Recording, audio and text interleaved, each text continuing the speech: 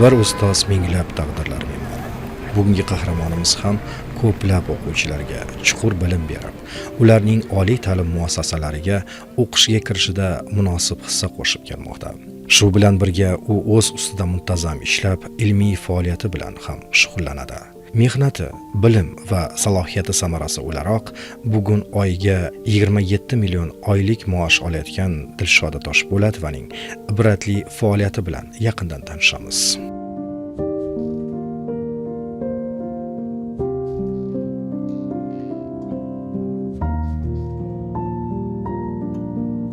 Salom o'quvchilar.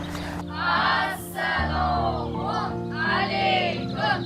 O'quvchilar, mana bugun darsimizni takrorlash darsini tabiat qo'ynida, ochiq havoda boshlaymiz.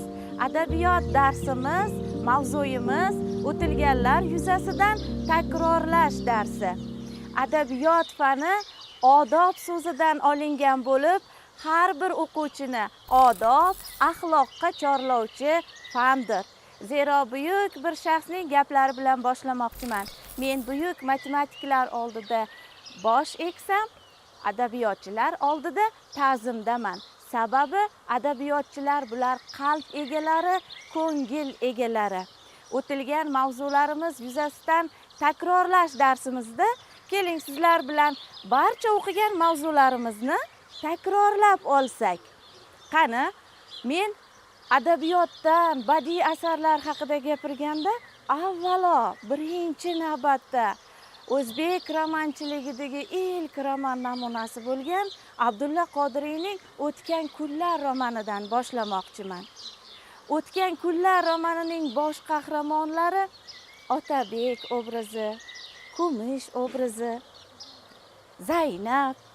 Qani qahramonlarimizga ta'rif beramiz va bu qahramonlarimizga sizning munosabatingizni bilmoqchiman.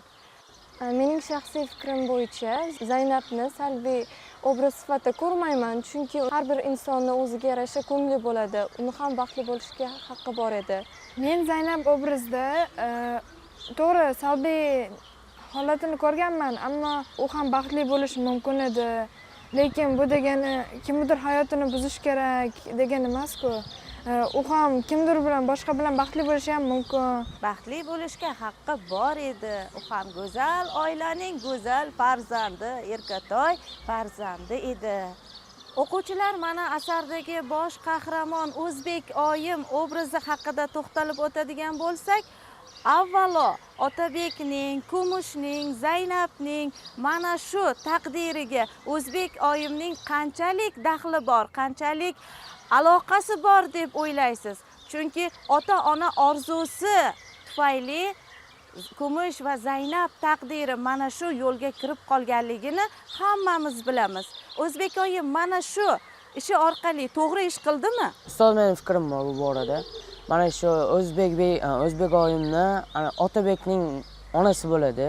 Baribir bu ana shu o'zini o'g'lini yaxshi ayolga uylantirishni xohlaydi va u ana shu har xil joylardan kelinlar qidira boshlaydi va bunda Zaynabni topadi. Kumushni otaga aytganini ammiga berib qo'ymayman deydi. O'zbek oyim o'g'liga yaxshilikni ravo ko'rgan bo'ladi.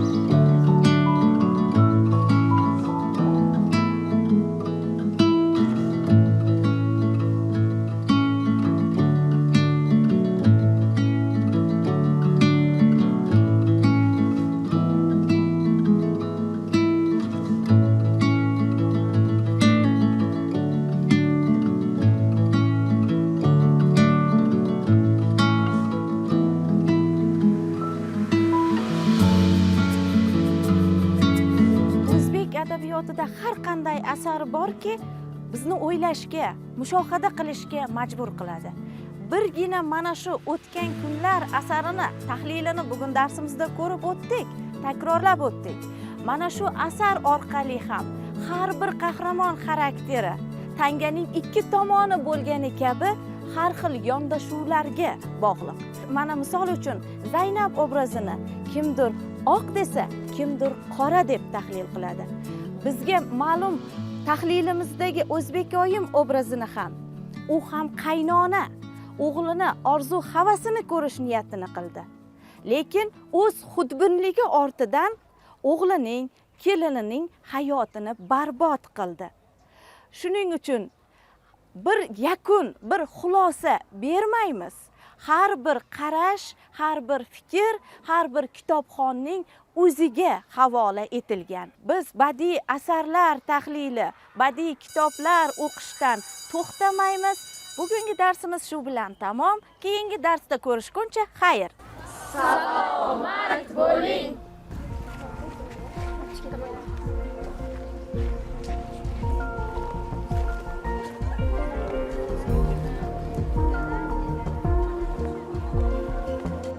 Darsingizni ko'rdik, juda chiroyli tashkil qilibsiz.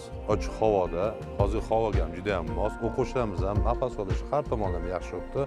Mana shunaqa darslarimizni ko'paytirish kerak, imkon boricha qiziqarliroq qilib o'tkazish kerak. Hozirgi zamon talabiga mos ravishda. O'quvchilarimizga topshiriqlarni ko'p berishimiz kerak. Sababi uyda ham o'quvchilarimiz bekor turmay mana shu adabiyotlarimiz bilan tanishsin. Kelajakda bu insonlar vatanimizni ko'rga yaraydigan yaxshi insonlar bo'lib, yetishda har birimiz ko'makdosh bo'lishimiz kerak. Darsingizni kuzatish jarayonida ozgina sizda hayajon sezilganday bo'ldi. Dars vaqtlaringizda u xonalaringizda kuzatganimda kamera orqali bunda hayajonlar yo'q edi. Lekin bu hayajonni yengishingizda o'z ustingizda ishlashingizga taklif beraman. Sababi bu o'quvchilarimiz barchasi bizdan, sizdan umidvor bo'lib keladi. Sog' bo'ling, rahmat.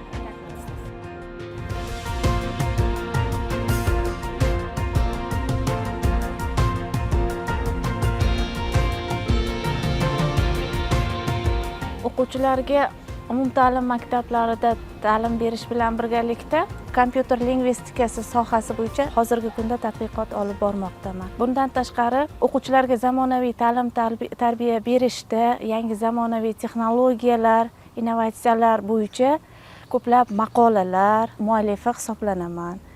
O'quvchilarga umumta'lim maktablarida ta'lim berish bilan birgalikda kompyuter lingvistikasi sohasi bo'yicha ilmiy tadqiqot bilan shug'ullanaman. Aynan mana shu kompyuter lingvistikasi sohasi bo'yicha hozirgi kunda tadqiqot olib bormoqdaman. Bundan tashqari, o'quvchilarga zamonaviy ta'lim tarbiya berishda yangi zamonaviy texnologiyalar, innovatsiyalar bo'yicha ko'plab maqolalar muallifi hisoblanaman.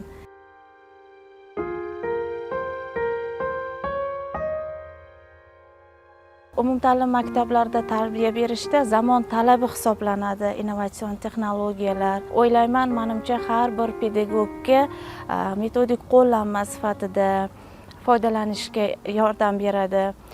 Bundan tashqari, mana shu o'zbek tilini korpusini yaratishda ham mana shu ilmiy ishlarim orqali o'zbek tilshunosligiga o'z hissamni qo'shishni reja qilib qo'yganman.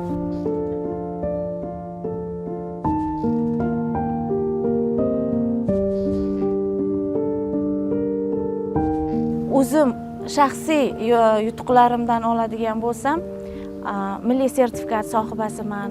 Bundan tashqari, o'qituvchilarni attestatsiya jarayonlaridan o'tkazishda 70% ustama sohibasi edim va buni natijasida oylik maoshim xursand bo'larli darajada ko'tarildi.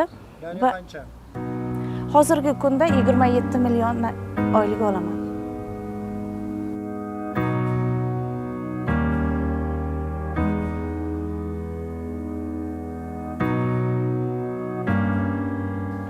Bahorgi attestatsiya jarayonida mana shu o'zi 2 yilga berilgan, lekin bahorgi attestatsiya jarayonida yana kirdim sinovlarga va ham o'zbek tili, davlat tili, ham ona tili adabiyot fanidan 94 balli natija bilan 70% ustamamni yangilab, shu bilan birgalikda vazir ustamasi, yil o'qituvchisi tanlovlari uchun da'vogarlikni qo'lga kiritdim.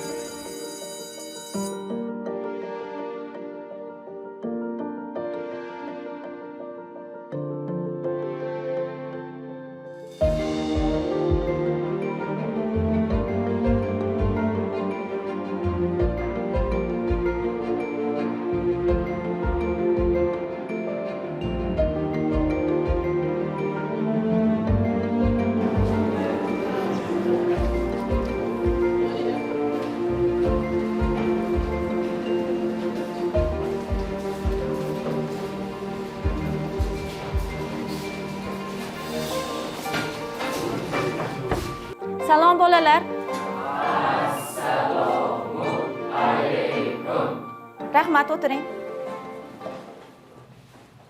O'quvchilar, bugungi darsimiz 2025-2026 yilining so'nggi kunlarining so'nggi saboqlaridan biri. Mana shunaqa muqaddas daqiqalarda sizlar bilan didorlashib turganimizdan xursandmiz. O'quvchilar, mana bu o'quv yilida o'z oldimizga qo'ygan maqsadlarimizga sizlar bilan birgalikda erishdik deb o'ylayman. Biz adabiyot, ona tili darslarida, saboqlarida sizlar bilan birga bo'lib, nafaqat bilim, shu bilan birgalikda ma'naviy ozuqaga ega bo'ldik. Kitobxonlik tanlovlari, insholar tanlovlari, hattoki bu tanlovlarni viloyat bosqichlarida birinchi o'rinni egalladi o'quvchilarimiz. Shunaqami? Yusuf Voydina o'quvchimiz bir necha bor insholar tanlovida viloyat bosqichida birinchi o'rinni egallab, respublika bosqichiga yo'llanma oldi. Bu sizlar bilan birgalikdagi harakatlarimizni natijasi deb hisoblayman. O'quvchilar, mana endi ona tili darsimizni so'nggi sabog'i ekan, yil bo'yi o'tilgan mavzularimizni takrorlash qilib olamiz. Qani o'quvchilar, mana shu o'quv yili davomida o'rgangan mavzularimiz yuzasidan sizlar bilan takrorlash daqiqasini o'tkazamiz. Eng avvalo ona tilimizning poydevori bo'lgan fan tilshunoslik bo'limlari yuzasidan bilimlarimizni takrorlaymiz. Mana endi men masalan sizlarga o'zimni ismimni yozib beraman. O'quvchilar, mana men ismimdan boshladim. Dilshoda. O'quvchilarimiz, qani mana shu birgina mening ismim misolida so'zimizni ham fonetik, ham morfologik tahlilini o'tkazib olsak, qani Dilshoda so'zi nechta tovushdan iborat? Xo'p, demak, mana shu Dilshoda so'zi 7 tovushdan iborat va necha bo'g'inga ajratdik? 3 ta bo'g'inga ajratdik. Mana shu so'z tarkibidagi undosh tovushlarimizni esa endi jarangli va jarangsiz tovushlarga ham ajratamiz. Qani jarangli, jarangsiz tovushlar deganda kim izohlab beradi? D jaranglimi, jarangsizmi? Jarangli. L jarangli. Sh jarangsiz. D jarangli. Juda ham yaxshi. Ana biz fonetika bo'limi yuzasidan bilimlarimizni takrorlab oldik. Mana endi bu so'zimizni so'z turkumlari bo'yicha, ya'ni morfologiya bo'yicha tahlil qilamiz. Dilshoda demak qaysi so'z turkumiga mansub? Ot so'z turkumi. Juda ham yaxshi. Mana bu morfologiya bo'yicha bilimlarimizni takrorlashda davom etamiz. Ana endi biz so'zlarni bir-biriga bog'lab nima hosil qilishimiz mumkin? Gap hosil qilamiz. Dilshoda so'zini ishtirok etkizib kim gap hosil qiladi? Qani qizim, siz gap hosil qiling. Dilshoda kecha uyga kelmadi. Dilshoda kecha uyga kelmadi. Daftarlarimizga mana shu gapni yozamiz. Ana endi biz bosqichimizni sintaksis bo'limidan davom ettiramiz. Dilshoda kecha uyga kelmadi.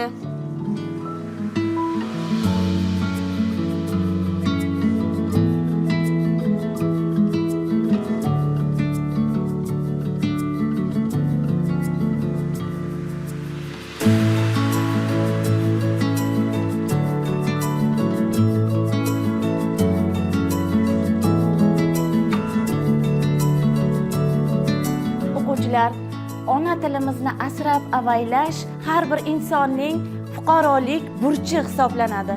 Ko'cha-ko'ylarda reklama bannerlarini uchratamiz yoki og'zaki nutqimizda turli xil varvarizm, vulgarizm, jargon so'zlardan foydalanib qolamiz. Biz ona tilimizni asrab avaylashimiz va dunyo tillari darajasiga ko'tarishimiz kerak. Zeroki 3-renessans bunyodkorlari siz yoshlar hisoblanasiz. Darsimiz tugadi. Ertagacha xayr. Salomat bo'ling.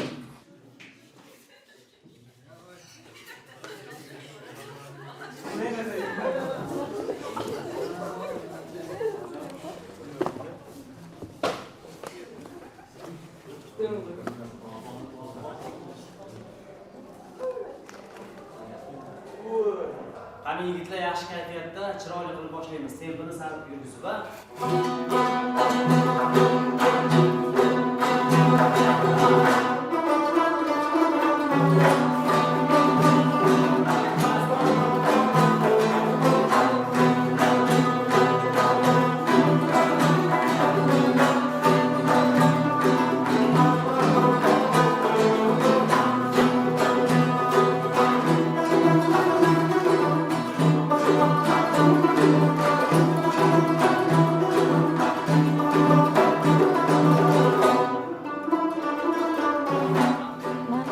o'qituvchilar oilasida dunyoga kelganman. Otam o'qituvchi, xalq ta'limi a'lochisi, oliy toifali o'qituvchi bo'lganlar. Opalarim, akam mana shu ta'lim sohasida. Men avvalo o'qituvchilar oilasidanman. Mana shu kasbimni yaxshi ko'raman, chunki o'qituvchini nonini yeb katta bo'lgan insonman. Avvalo to'g'ri moddiy jihat, lekin bu narsaga harakat qilsa erishsa bo'ladigan narsa. Men buni oylikka birinchi darajaga qo'yib, oylik pasaka ishlamayman deydigan holatda hayolimga ham keltirmaganman, bunaqa holatga tushmaganman ham. Harakat qildim, erishdim va bu narsadan har bir pedagog harakat qilsa erishsa bo'ladi deb hisoblayman. O'z ustida ishlasin, avvalo kasbini sevsin, bolalarni sevsin, o'zini ustida ishlasin. Prezidentimiz tomonidan yaratilayotgan sharoit juda ham katta sharoit yaratildi. Mana 86 balldan o'tgan pedagoglarga, attestatsiya jarayonlaridan 86% dan yuqori natijaga erishgan pedagoglarga har oylik ustama 70% ustamaga erishish, belgilash to'g'risidagi qarorlari. Bundan tashqari fanlarda milliy sertifikatlar mavjud. Milliy sertifikat sohibalariga 50% qo'shimcha ustamalar, maktab tomonidan ajratilgan ustamalarimiz bor. Bundan tashqari bizning maktabimiz yangi baholash tizimiga o'tkazilgan va bu yangi baholash tizimi namunali yo'lga qo'yilganligi uchun maktab tomonidan yana qo'shimcha ravishda 30% ustamani ham olib kelmoqdamiz.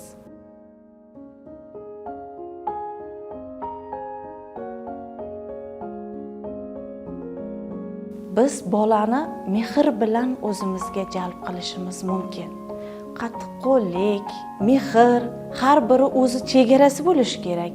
Lekin avvalo mening fikrimcha bolani sevish, bolani yaxshi ko'rish, bolaga mehr berish orqali biz bolalarni diqqatini o'zimizga jalb eta olamiz. Agar biz kuchli bilim sohibasi bo'lishimiz mumkin, lekin bolani yaxshi ko'rmagan pedagog darsini bolalarga yetkazib bera olmaydi. Pedagog takt, pedagog mahorat degan tushunchalar bor. Bular albatta pedagog bilishi zarur bo'lgan narsalar deb hisoblayman. Shovqinli vaziyatlar yoki boshqa vaziyatlarda ham avvalo bolalar bilan do'stona munosabatni yo'lga qo'yilsa maqsadga yetishish osonroq. Chunki hozirgi kundagi o'quvchilarimiz bilan ishlash murakkabroq, qiyinroq, o'z qiyinli tomonlari bor, lekin bilimi bor va o'quvchilar bilan do'stlasha olgan o'qituvchi uchun bu murakkablik emas deb hisoblayman.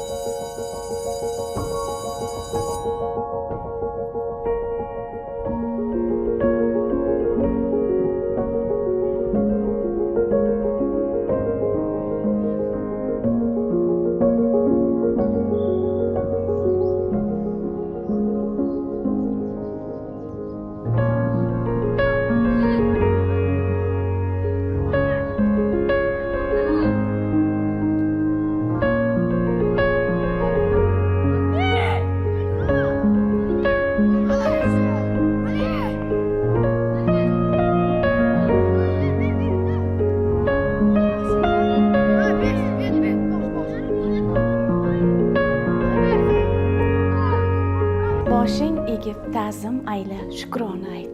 Seni guldek erkalagan chaman uchun osmonlarda yurgan bo'lsang tuproqqa qayt. Aytgil do'stim, nima qildik vatan uchun. O'quvchilarim, ko'z nurim, ham baxtim, ham taxtim. Sizlar bilan biz Jadid izdoshlari klubini yil davomidagi mashg'ulotlarini olib bordik va bugungi darsimizda albatta mana shu yil davomida natijalarga erishgan, faol ishtirok etgan o'quvchilarimizni taqdirlovini ham amalga oshiramiz. Jadid izdoshlari klubimiz, bular nafaqat Jadid izdoshlari, she'riyat shaydolari, yosh kitobxon tanlovi g'oliblari, kuni kecha o'tkazilgan Namangan viloyati So'fizoda nomidagi Namangan viloyat bolalar kutubxonasi tomonidan o'tkazilgan yosh kitobxonlik tanlovida Ota izidan kitobi mutolaasi bo'yicha o'tkazilgan tanlovda ishtirokchimiz Ortiq va Shodiyaxon viloyat bosqichida g'oliblikni qo'lga kiritdi. Navoiyni yod etib tanlovida esa Shodiyarov Sanjarbek o'quvchimiz viloyat bosqichida faxrli 2-o'rinni qo'lga kiritdi va bunday tanlovlarimiz juda ham ko'p. Xususan Jadid izdoshlari klubi a'zosi Gulinur Jadid izdoshlari tanlovida tuman bosqichida faxrli 2-o'rinni egalladi. Bunaqa natijalarimiz juda ham ko'p va biz klubimiz bilan birgalikda rahmat o'tiring. Biz to'garak a'zolarimiz bilan birgalikda bir haftada bir kitob mutolaasi dasturini yo'lga qo'yganmiz. Qani, Jadid bobolarimiz to'g'risida yod olgan she'rlarimizni eslab ko'raylik. Zulmatni yoritgan, ziyolar sochgan, ilmu ma'rifatga quchog'in ochgan, ilmu rufon deya jonidan kechgan jadidlar yetishmayapti, jadidlar. Davom etamiz. Ma'rifat bayrog'in baland tutdilar, maktablar ochdilar, ham o'qitdilar, vatanni ulug'lab she'rlar bitdilar, jasorati yuksak ulug' jadidlar. Ular g'isht qo'yganlar, bizlar tosh otamiz. Ular so'z yig'ganlar, biz gap otamiz. Ular kun kutishgan, biz oylik kutamiz. Jadidlar yetishmayapti, jadidlar. O'quvchilar, demak, jadidlar to'g'risida she'rlarimizni eshitdik, jadid bobolarimizni xotirlaymiz. Bular shunday insonlarki, bular qo'llariga qurol emas, qalam olib haqiqat uchun, millatni jaholat uyqusidan uyg'otish uchun kurashganlar. Jadidlar kimlar degan savolga javob beramiz. Qani, jadidlar kimlar? Jadidlar yangilik tarafdorlari. Jadidlar yangilik tarafdorlari. Yana davom etamiz qani? Azizaxon? Jadidlar o'zlarini yo'llaridan biz uchun, ya'ni ilm olishimiz uchun jurnallar va gazetalar o'zlari chop etishgan, maktablar ochishgan. Jadid so'zi arab tilidan olingan bo'lib, yangi degan ma'noni anglatadi. Jadidlarimiz biz yuksalishimiz uchun yangi maktablar qurdirishgan, o'z yonlaridan yangi gazetalar va jurnallar chop etishgan. Ular qatag'on qurbonlari bo'lishgan. Jadidlar birinchi bo'lib yuksakka erishish uchun birinchi qadam bosgan Mahmud Xo'ja Behbudiy Samarqand viloyatida tavallud topgan. Buxoro viloyatidan esa Abdurauf Fitrat ma'rifatparvarlikni yo'lga qo'yishgan.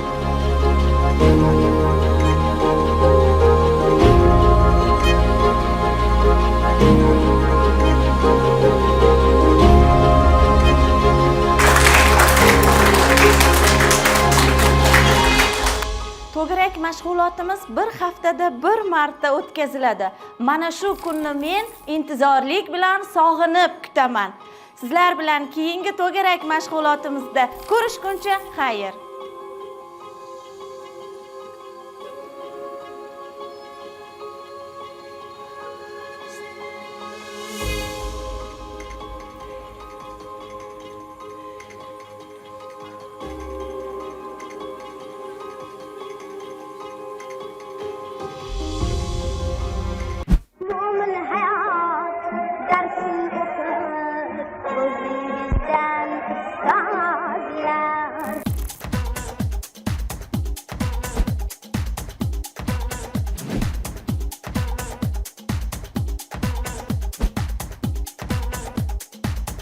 Salom o'quvchilar.